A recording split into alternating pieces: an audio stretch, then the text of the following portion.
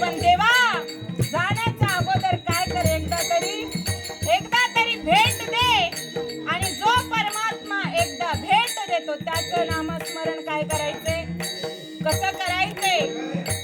बाली उमरिया सुनी रे सजनिया जो बनवी राजा ऐरा याद पिया की आए याद पिया की याद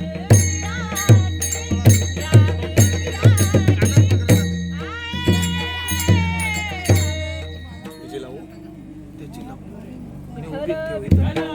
उभा ठेव. लाव त्याच्याने उभ्या ठेव. जास्त बोल. हे पण लागल. नाक लागणार. नको राहू दे. ताली वाजवा ताली.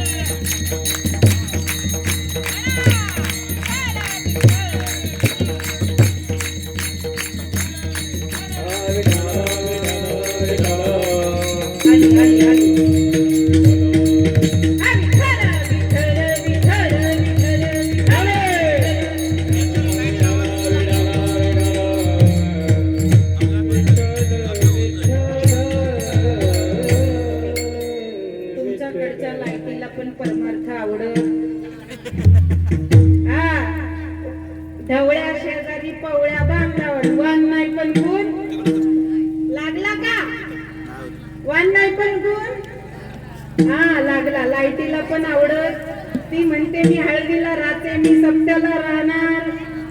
कारण तुम्ही नाचत, कारण तुम्ही आनंद घेत, तुम्ही माझ्यावर प्रेम करत. तुम्ही हळदीतच माझ्यावर प्रेम करता, तुम्ही सप्त्यात करत नाही. म्हणून मी सप्त्यात राहणारच. नवऱ्याने प्रेम केलं नाही तर बायको टिकते का बाबा. मग जर बायको टिकायची असेल तर काय केलं पाहिजे, तसं परमार्थात प्रेम केलं पाहिजे. तेव्हा परमार्थ एवढा जो भगवान परमात्मा आहे, ज्याला विठ्ठल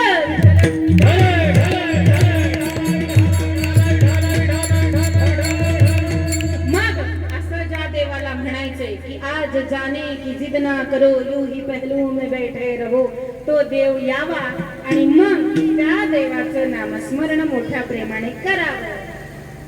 अरे बाबा परत गेली. विठोबा टाळी वाजवा.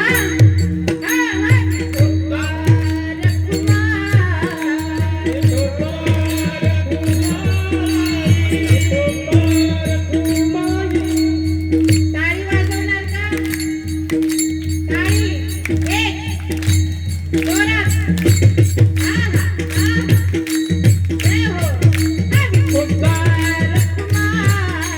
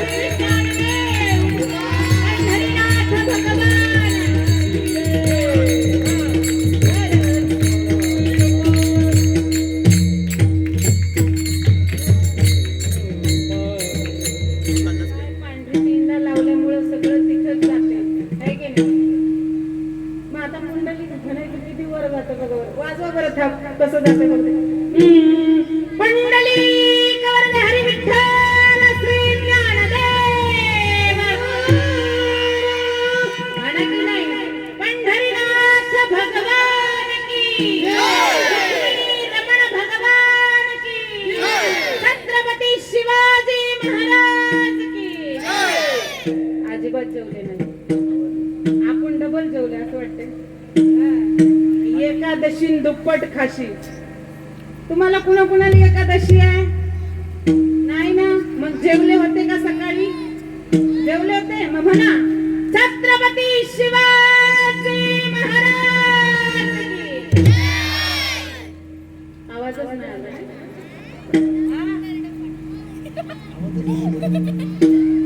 धर्मवीर संभाजी महाराज की.